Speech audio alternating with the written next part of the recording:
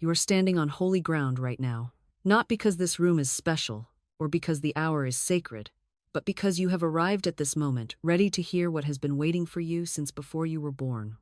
I want you to listen very carefully to what I am about to tell you, because what I am going to share is not theory. It is not philosophy. It is not something I read in a book and thought sounded lovely.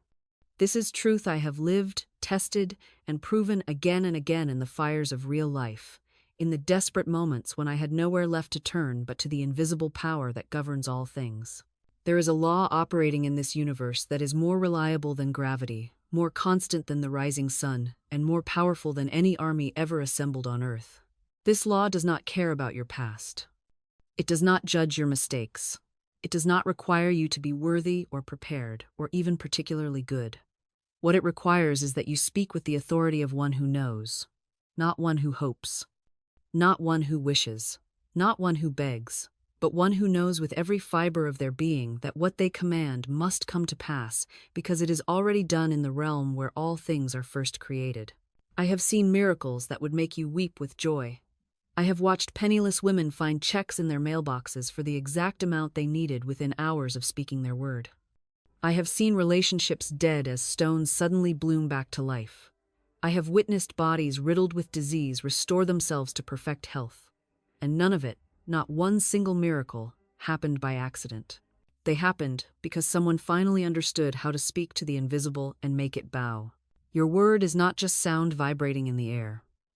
Your word is the creative force of the universe itself, channeled through your unique consciousness. When you speak knowing the truth, you set into motion powers that rearrange circumstances, move people, open doors, and manifest what seemed utterly impossible just moments before. Most people go through their entire lives praying with their fingers crossed, speaking with doubt dripping from every syllable, commanding nothing because they believe themselves to be small and powerless. They beg God for scraps when they were meant to claim kingdoms. They whispered timid requests into the void when they should be speaking with the thunder of one who knows their divine inheritance. Listen to how people speak about their lives. They say things like, "I hope things work out. Maybe if I'm lucky. I'll try my best, but I don't know." Things like that don't happen to people like me. Every single one of these statements is a command sent directly to the universe, and the universe, being perfectly obedient, arranges itself to match exactly what has been spoken. You hoped, so you got uncertainty. You said maybe, so you got perhaps and possibly, but not definitely. You declared limitation, so limitation built walls around you with your own words as bricks. I learned this law the hardest way possible. I did not come to this understanding sitting in comfort. I came to it through heartbreak, through financial disaster, through standing in my own kitchen wondering how I would feed myself, through relationships crumbling in my hands like ash. I came to it because I had to. Because when you are drowning, you either learn to swim or you sink. And I decided I was going to swim. I swam through doubt so thick I could barely see my own hand in front of my face. I swam through voices, my own voice, mostly telling me I was delusional, that this spiritual stuff was just wishful thinking, that I should be more realistic, more practical, more resigned to struggle. But here's what I discovered in that swimming. The universe doesn't reward resignation. It rewards faith. Not blind faith, informed faith. Faith backed by understanding. Faith that says, I don't know how this will work out, but I know that there is an invisible law at work, and when I align with it, circumstances must shift. You see, most people think faith means believing without evidence. That's not faith, that's hope dressed up in Sunday clothes. Real faith is the evidence itself. It's the inner knowing that precedes the outer demonstration. It's the feeling of certainty before the fact appears. I learned to cultivate that certainty the way you'd cultivate a garden, daily, with attention, with care, pulling out the weeds of doubt the moment they sprouted, watering the seeds of my declarations with emotion and conviction, speaking to my circumstances the way a mother speaks to a frightened child, firmly, lovingly, with absolute authority. And things began to change. Not overnight, let me be clear about that. Anyone who tells you this work produces instant results is selling you something. The universe operates on its own timetable, not yours. But it does operate. It must. It's law. The first shift was internal. I noticed I stopped feeling like a victim. Stopped waiting for rescue. Stopped looking at my bank account with that sick, twisting feeling in my gut. I began to look at it as a temporary reflection, nothing more. A photograph of yesterday's consciousness, not a prophecy of tomorrow's reality. I started speaking differently, not just in my formal affirmations, but in casual conversation. I caught myself saying things like, "I can't afford that," and I'd stop mid-sentence and rephrase. "I'm choosing not to allocate resources there right now." Different energy entirely. One is powerless. The other is sovereign. The words we use aren't just descriptions of reality, they're blueprints. They shape what comes next. I started treating my language like I was placing an order with the universe. And here's what nobody tells you. The universe is very literal. It doesn't interpret. It doesn't add context or read between the lines. It takes your words at face value and says, "Okay, noted." So when I'd say, "I'm trying to pay off debt," the universe heard trying, which means not succeeding, just attempting. When I said, "I hope things get better," it heard doubt disguised as optimism. Hope without conviction is just wishful thinking wearing a positive mask. I had to learn to speak as if the thing was already done. Not in some airy-fairy, denial of reality way, but with the quiet confidence of someone who knows how the story ends. Instead of "I'm trying to save money," I started saying, "I'm building my reserves." Instead of "I want to be financially free," I said, "I'm practicing financial freedom now." That last one was crucial. You don't become free in the future. Freedom isn't a destination you reach after hitting some magic number in your bank account. It's a state of being you practice right now, with whatever you have. I started making small decisions from a place of freedom rather than fear. I'd buy the organic vegetables even when they cost more, not because I was being reckless, but because I was affirming that I have enough. That I live in abundance, not scarcity. And wouldn't you know it, every single time I made a choice from abundance rather than lack, money would show up. Not always immediately, not always in obvious ways, but it would come. A refund I'd forgotten about. A friend paying back an old loan. A surprise discount. The universe was matching my energy, reflecting back what I was putting out. I also stopped arguing for my limitations. This was huge. I noticed how much I'd defend my financial struggles, like they were a core part of my identity. Someone would suggest an opportunity, and I'd immediately list 5 reasons why I couldn't do it, why it wouldn't work for someone like me. I was building a case for my own smallness, and I was winning that case. It took me months to see that my words weren't describing my reality, they were prescribing it. Every time I said, "I can't afford that," I was placing an order with the universe. Every time I said, "Money doesn't come easily to me," I was writing my own financial script and then acting surprised when my life followed it perfectly. The shift started small. I began catching myself mid-sentence.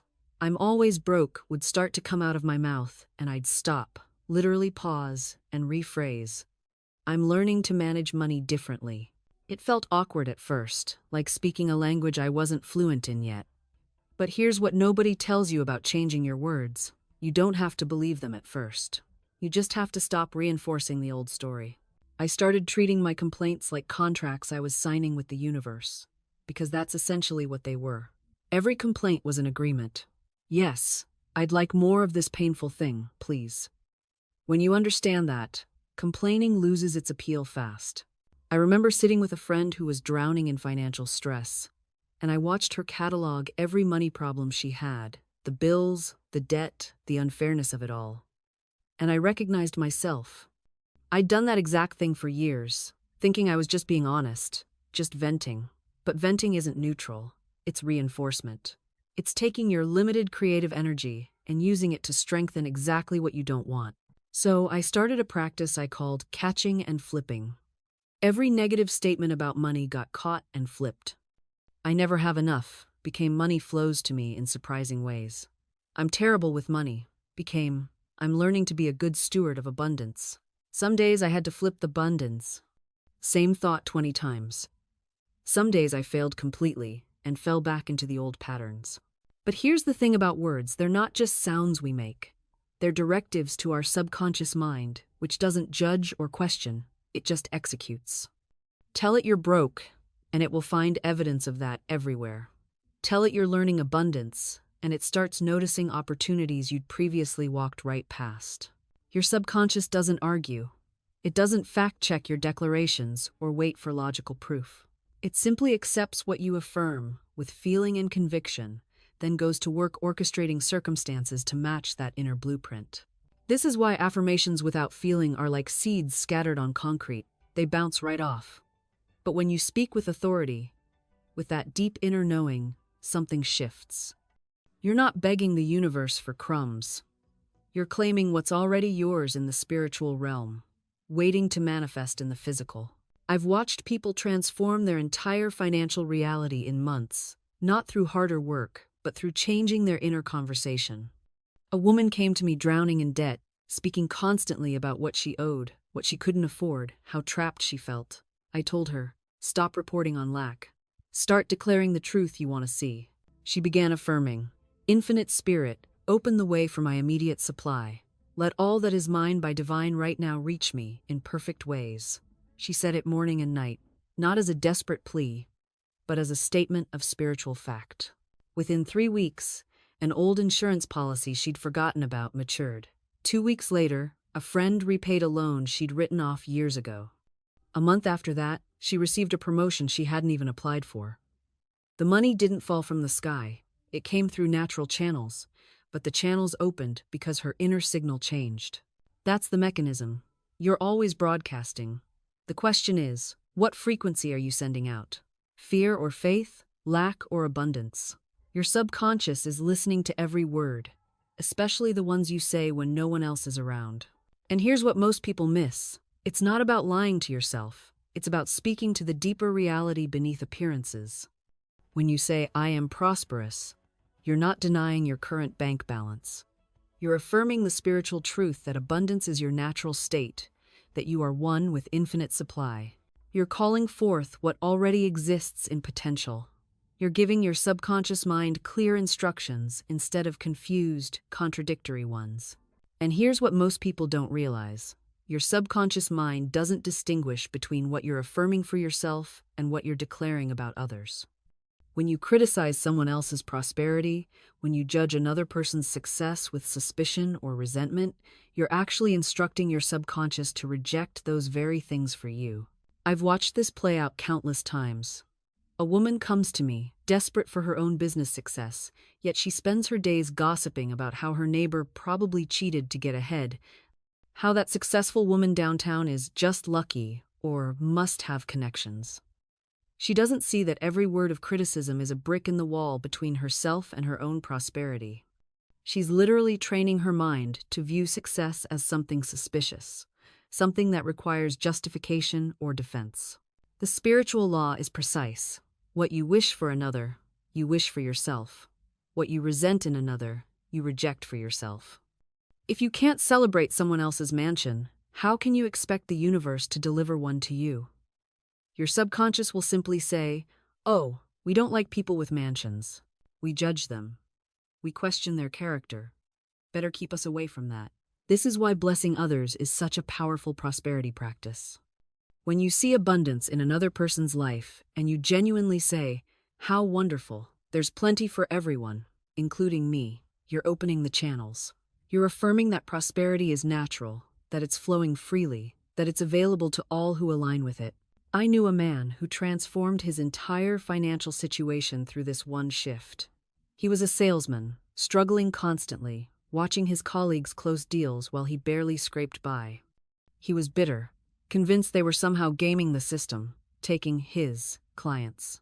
Then he learned this spiritual principle. He began, deliberately and consciously, to bless every sale his colleagues made. When someone announced a big commission, he'd silently say, wonderful, that's the flow of abundance. There's plenty more where that came from, and it's flowing to me too. Within 3 months, his sales tripled. The outer circumstances hadn't changed, same company, same products, same territory, but his inner consciousness had shifted, and the universe could finally deliver to him what he'd been blocking with his resentment. Now, this principle of celebrating others' success applies to every area of your life, not just money. Are you single and longing for love? Then bless every happy couple you see. When you witness two people holding hands, walking together in harmony, don't let that bitter voice whisper, "Must be nice," or "Why not me?" Instead, silently affirm, "I celebrate your love, and I know mine is on its way." I knew a woman, 38 years old, who had been single for 7 years. She came to me in despair, convinced she'd missed her chance at love. And I noticed something immediately. Whenever we'd walk down the street and pass a couple, her face would tighten. At wedding invitations, she'd force a smile that never reached her eyes. She was broadcasting resentment on the frequency of love, and then wondering why love wasn't finding her. I gave her one assignment. For 30 days, actively bless every expression of love she encountered. Wedding announcements? Send a genuine congratulations. Couple kissing in the park? Silently bless them. Friend gushing about a new relationship? Listen with real joy and affirm, "Love is everywhere, including on its way to me." The first week was torture for her, she admitted. It felt fake, forced. But she persisted, and something miraculous happened not in the world, but in her. By week 3, the blessings had become genuine. She actually felt happy for these couples. Her heart had softened, opened. The bitter shell had cracked. 6 weeks later, she met her now husband at a charity event she almost didn't attend. But here's what she told me later that still gives me chills. The moment I stopped resenting other people's love, I suddenly became lovable to myself. And that's when he appeared. You see, resentment doesn't just block blessings from coming to you. It makes you unable to recognize them when they arrive. The universe has a curious sense of humor. It often delivers exactly what we've been asking for, but disguised in wrapping paper we don't recognize because we're too busy staring at what someone else received. I remember a woman who came to me furious because her colleague got promoted to a position she had desperately wanted. For months, she stewed in resentment, convinced the universe was unfair, that the system was rigged against her. "Why does she get everything?" she kept asking me. "I work twice as hard. I'm twice as qualified." I asked her a simple question. "What would you do with that position if you had it right now?" She went silent. Then she admitted something remarkable. "Honestly, I'd be miserable. The hours are crushing. She has no life outside that office. But I wanted it because it proved I was good enough." There it was, the real prayer underneath the false desire. Sometimes what looks like a blessing denied is actually protection in disguise. And our resentment blinds us to the actual gift the universe is preparing. Within 6 months, this woman was offered a different position, one that paid more, offered better balance, and aligned perfectly with her actual skills and passions. But she almost didn't take it. Why? Because she was still so consumed with resentment over the first rejection that she nearly missed the real answer to her prayers. This is what resentment does. It keeps you facing backward, obsessing over what you didn't get, while your actual good is trying to tap you on the shoulder from behind. Every moment you spend resenting someone else's blessing is a moment you're unavailable to receive your own. Think of it like this. Imagine you're at a magnificent banquet. The table is overflowing with delicious food, prepared specifically for you. But you're standing in the corner, arms crossed, glaring at someone else's plate, muttering, "Why do they get lobster when I only got chicken?" Meanwhile, behind you, the chef is trying to serve you your own lobster, perfectly seasoned exactly how you like it, but you won't turn around. You're too busy resenting. And here's what the universe does when it sees that. It waits. It doesn't force. It doesn't argue. It simply holds your blessing in suspended animation until you're ready to receive it. Because resentment, my dear, creates a vibrational mismatch. You cannot be bitter and blessed simultaneously. You cannot curse one person's fortune while expecting your own to multiply. It doesn't work that way. The universe reads your frequency, not your words. You can affirm abundance all day long, but if your heart is seething with jealousy, you're broadcasting scarcity on every channel. I remember a woman who came to me, furious because her colleague had been promoted. "It should have been me," she kept saying. "I work twice as hard. I stay late. I do everything right." And perhaps she did. But her resentment was so thick you could cut it with a knife. Every day she went to work radiating bitterness. Every conversation became an opportunity to subtly undermine her colleague. Every success in the office felt like a personal attack. I asked her one simple question. How can your good find you when you're standing guard against everyone else's? She didn't have an answer. Here's the truth that might sting a little. When you resent someone's success, you're telling the universe, I believe in lack. I believe there isn't enough. I believe that their gain is my loss. And the universe, being the perfect mirror that it is, responds with, your wish is my command. It shows you more lack, more reasons to feel left out, more evidence that life is unfair. But when you can genuinely celebrate someone else's blessing, when you can look at their new house, their promotion, their thriving relationship, and say, good for them. If it can happen for them, it can happen for me too. You open a floodgate. You shift from competition to circulation. You recognize that we're all drawing from the same infinite supply, and one person's cup running over doesn't drain the well. There's more where that came from. There's always more. And here's what's beautiful about this consciousness shift. When you truly live from abundance, you become a channel for even greater good. You become a distributor of blessings. You're not hoarding or protecting what you have. You're circulating it, knowing with absolute certainty that as you give, so shall you receive. I've watched this principle in action countless times. A woman came to me once, terrified about her finances. She had just enough to cover her rent, and someone in her building needed help with groceries. Every fearful thought told her to hold tight to her money, to protect herself first. But something in her spirit whispered differently. She bought those groceries. She trusted. And you know what happened? Within 2 days, a check arrived in the mail, money she'd completely forgotten about from work she'd done months prior. It was 3 times what she'd spent on those groceries. Now, I'm not telling you this so you'll give with the expectation of immediate return that's still operating from lack, just dressed up differently. No, you give because you understand that you're part of a flowing river, not a stagnant pond. The river keeps moving. It keeps bringing fresh water. It keeps nourishing everything in its path. When you think from abundance, your prayers change. Instead of begging and pleading with the universe, please, please, give me this thing I desperately need, you begin to claim what's already yours. You declare it. You recognize it. Infinite Spirit, I give thanks that divine abundance now manifests in my life in perfect ways. See the difference? One prayer speaks of lack and desperation. The other speaks from a place of knowing and gratitude. Your words are so powerful, my friend. They're not just sounds that disappear into the air. They're creative forces. They're setting things in motion in the invisible realm that must eventually take form in the visible world. This is why I'm always telling people, watch your words. Stop saying, I can't afford that. Stop declaring, I never have enough. Every time you speak those words, you're ordering up more of the same. Instead, even when appearances say otherwise, speak as though the abundance is already present. I am abundantly supplied. All my needs are met. Money flows to me easily and naturally.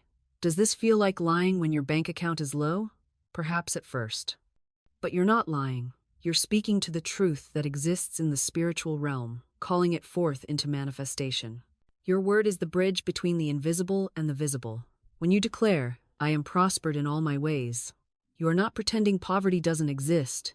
You're refusing to give it permanent residence in your experience. There's a profound difference. Let me share a story that illustrates this perfectly. A woman came to me years ago, nearly destitute. Her husband had left, taking most of their money. She had 3 children to feed and rent due in 2 weeks. Everything in her outer world screamed lack and abandonment. I told her what I'm telling you now. Speak to what you want, not what you see. She resisted at first. But that feels dishonest, she said. I don't have money. How can I say I do? I explained that she was confusing temporary appearance with ultimate truth.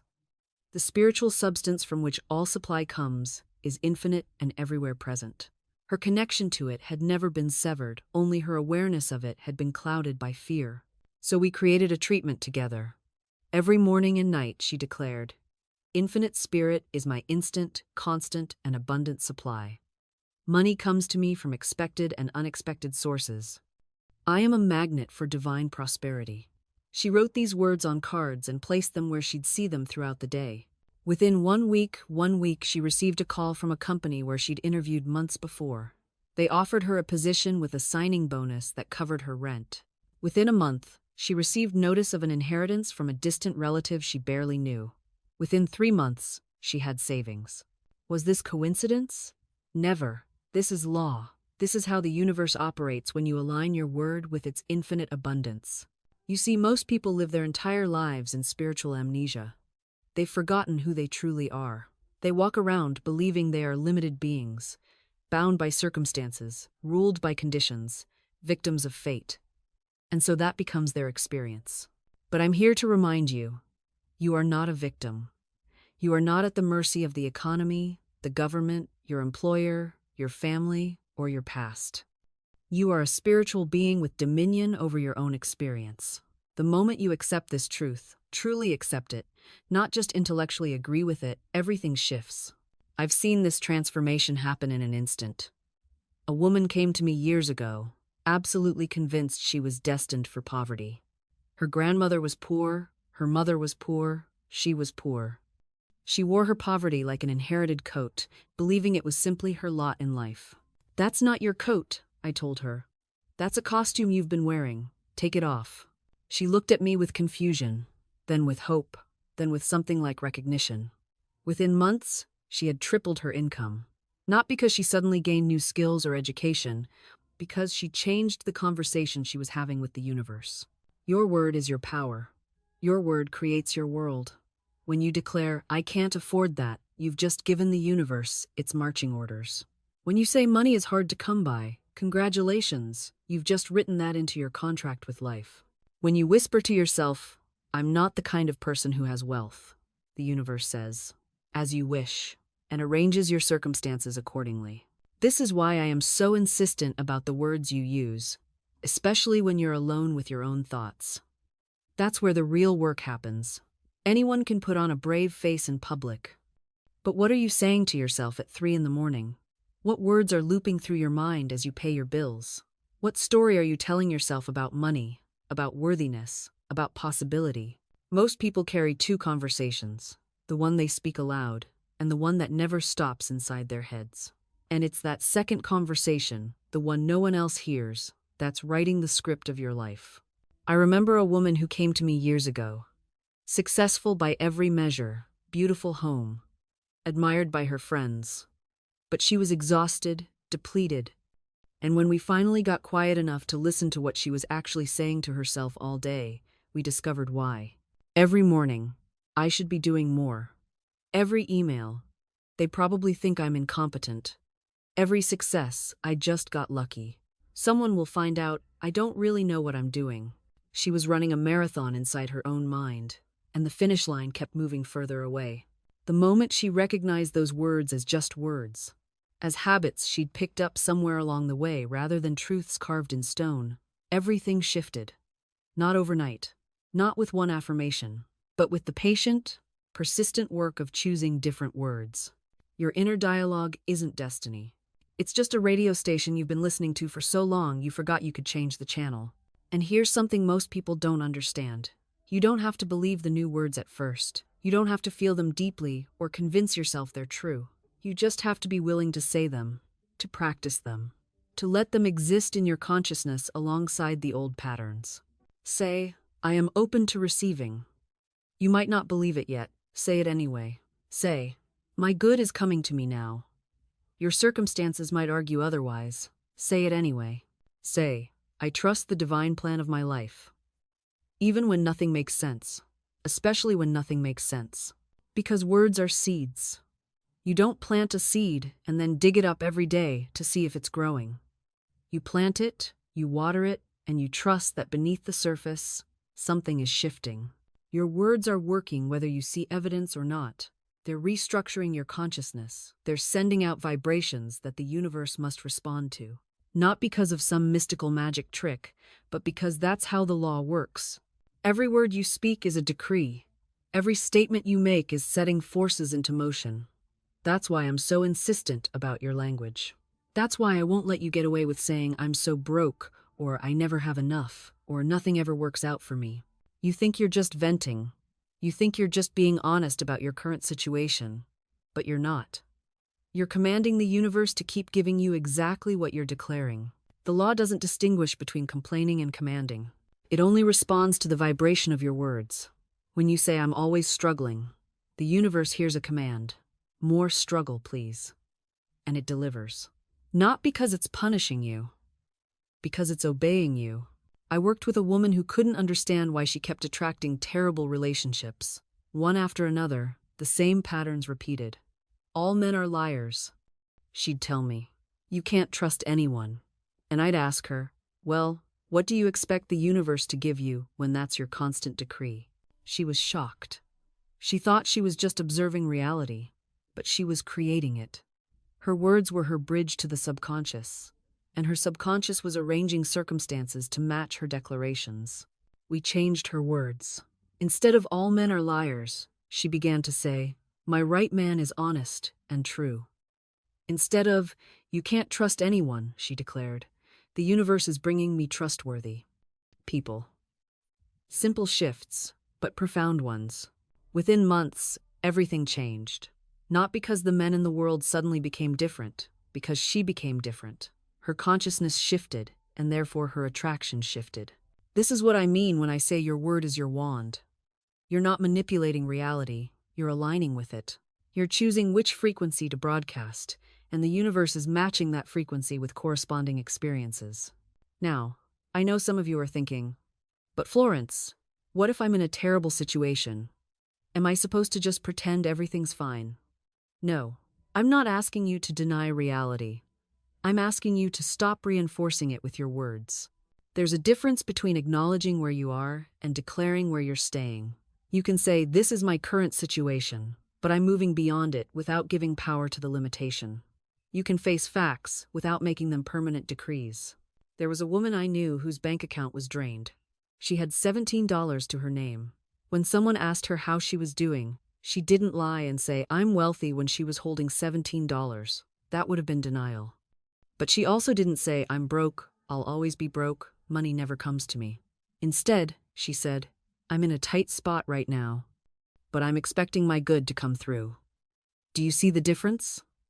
She acknowledged the temporary condition without claiming it as her permanent identity. This is what I mean by intelligent affirmation.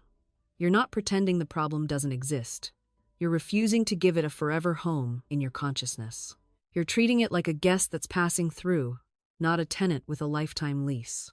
When you speak about your challenges, speak about them in the past tense or present progressive, never as permanent fixtures. Not "I am sick," but "I am experiencing symptoms that are leaving my body now." Not "I am poor," but "I am in a transition period on my way to abundance." Not "I am alone," but "I am preparing the way for my right relationships." Language like this keeps the door open. It maintains your inner conviction while acknowledging outer appearances. And here's what happens when you master this balance. Your words begin to carry actual creative force. They stop being mere descriptions and become instructions to the universe. When you declare, "Every plan made for me by infinite intelligence is now coming to pass," you're not commenting on what you see, you're authoring what will be. When you say, "My good now overtakes me in a surprising way," you're not analyzing your situation, you're setting a new trajectory. The difference is profound. In the old paradigm, you might have said, "I hope things get better," or "I'm trying to attract abundance." These passive phrases keep you in the position of the observer, the one reacting to circumstances. But affirmations rooted in spiritual law are commands from your higher self.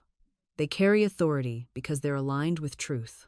I've seen students transform their entire lives by changing just the quality of their statements. One woman had spent years saying, "I want to be successful." Notice the lack, the wanting, the distance between her and her desire. I taught her to say instead, "Success is mine by divine right." Within weeks, her demeanor changed. She moved differently in the world. Opportunities appeared because she was no longer sending out the vibration of wanting, she was emanating the frequency of having. Your subconscious mind doesn't argue with you.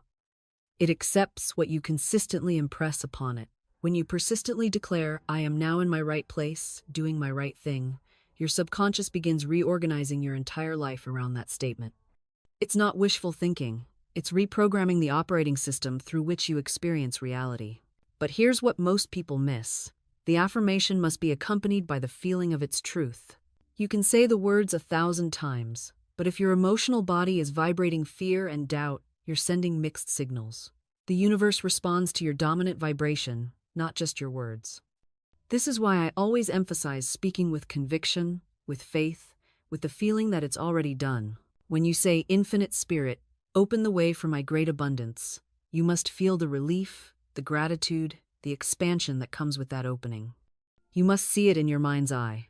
Doors swinging wide, channels clearing, the universe rearranging itself on your behalf. The emotional component is what gives your words wings. This isn't about forcing yourself to feel something you don't. It's about touching that place within you that already knows the truth.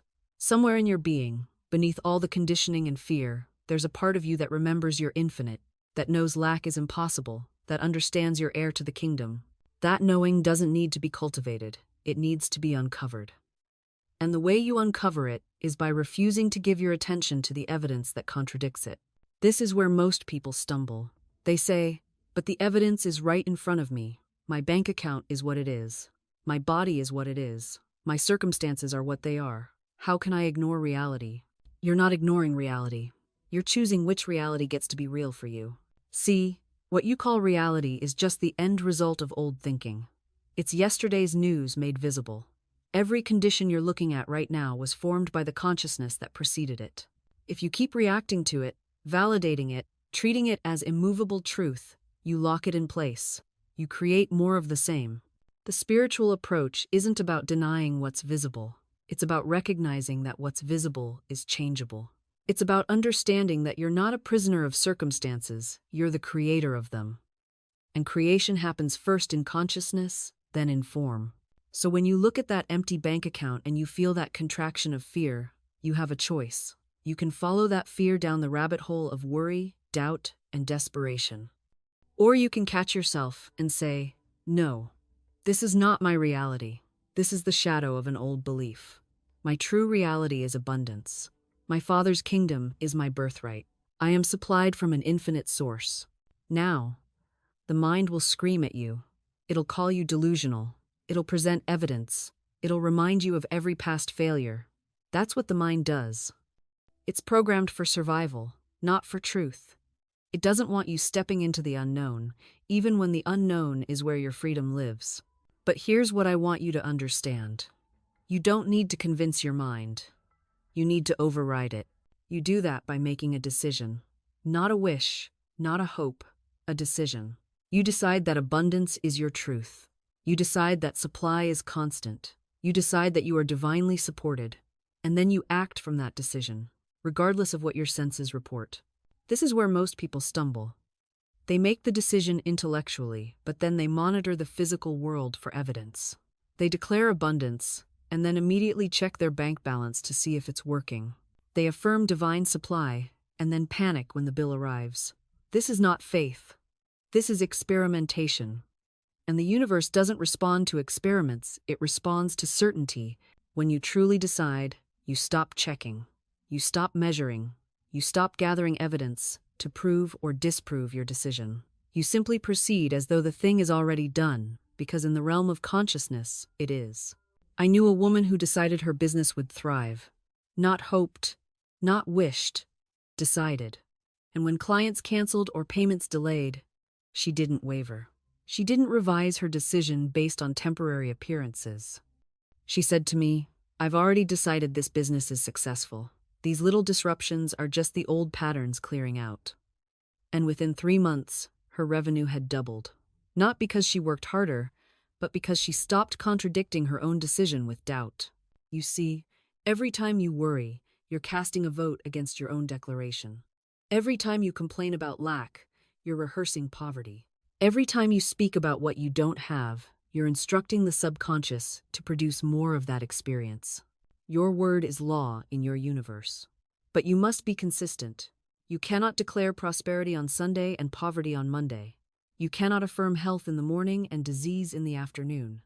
The subconscious doesn't recognize contradictions. It simply records your dominant expectation and produces accordingly.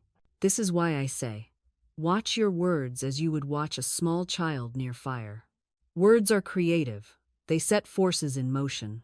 And once spoken with feeling, They must manifest unless you cancel them with an opposite statement of equal or greater intensity.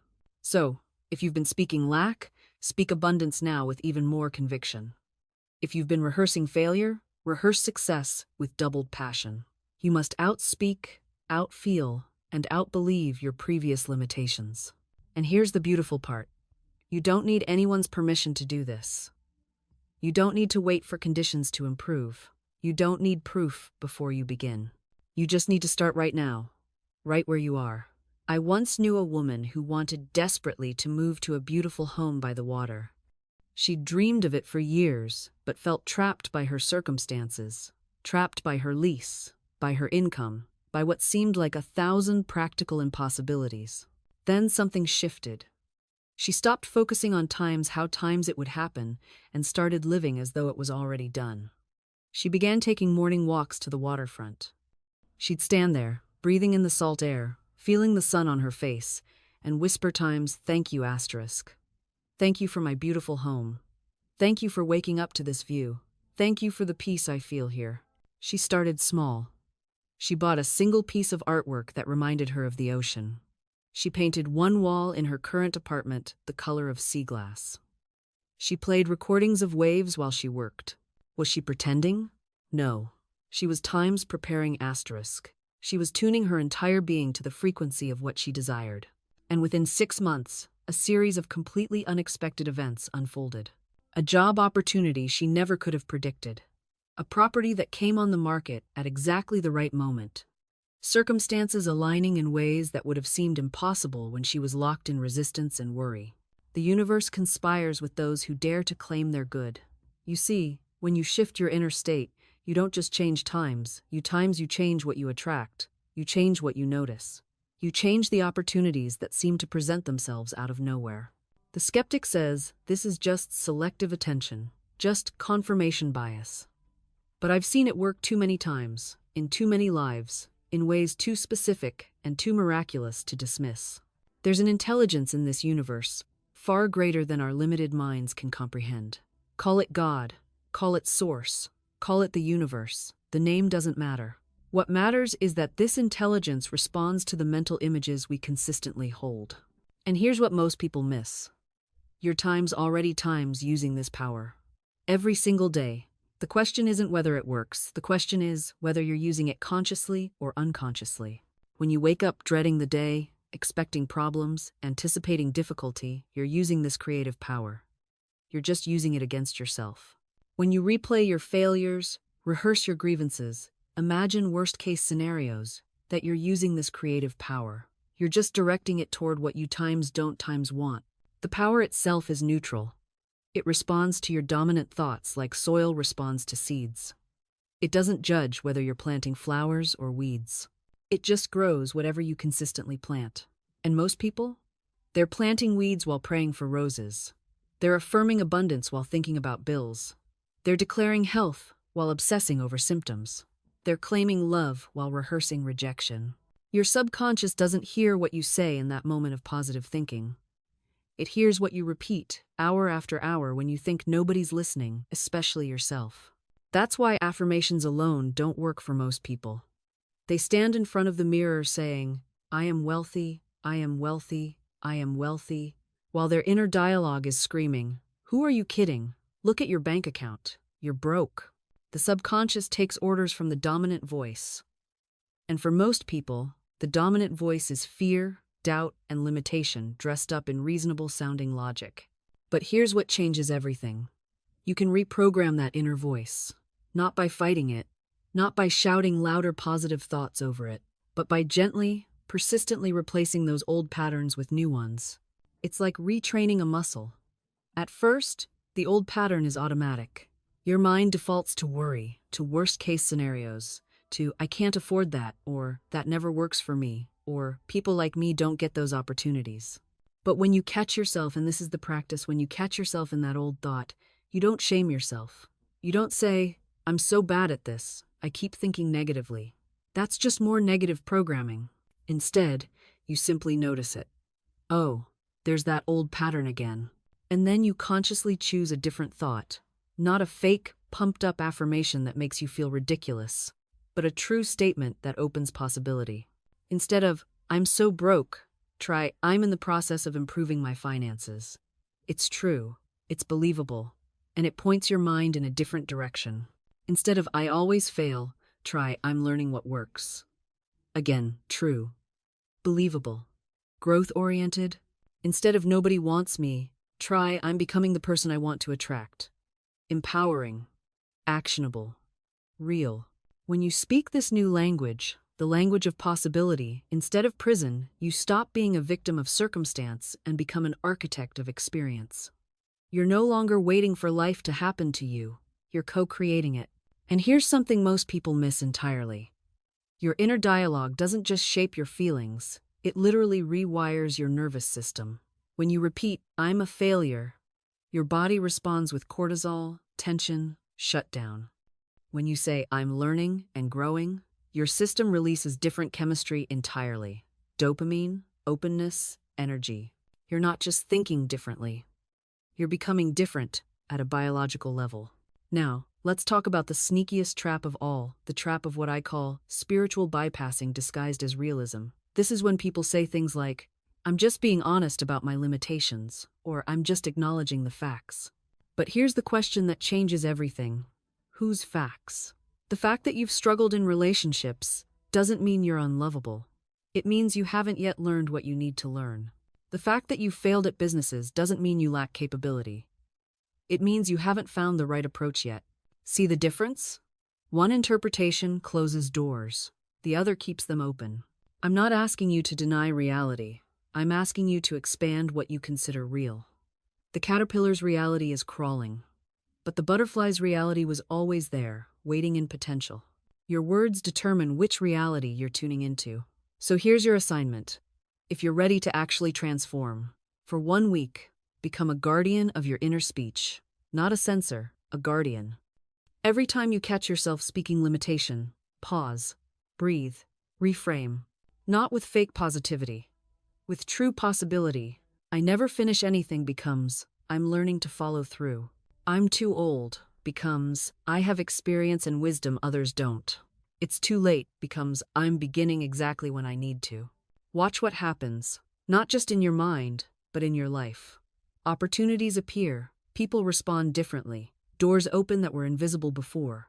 And yet, and this is where so many miss the mark, you cannot simply wait passively once you've spoken your word. Faith without works, as the ancient text tells us, is dead. You must act as though the thing is already done. You must move in the direction of your vision, even when the path seems unclear.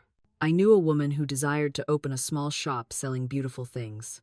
She had no money, no location, no inventory. But she had the vision. She began to act. She sketched designs.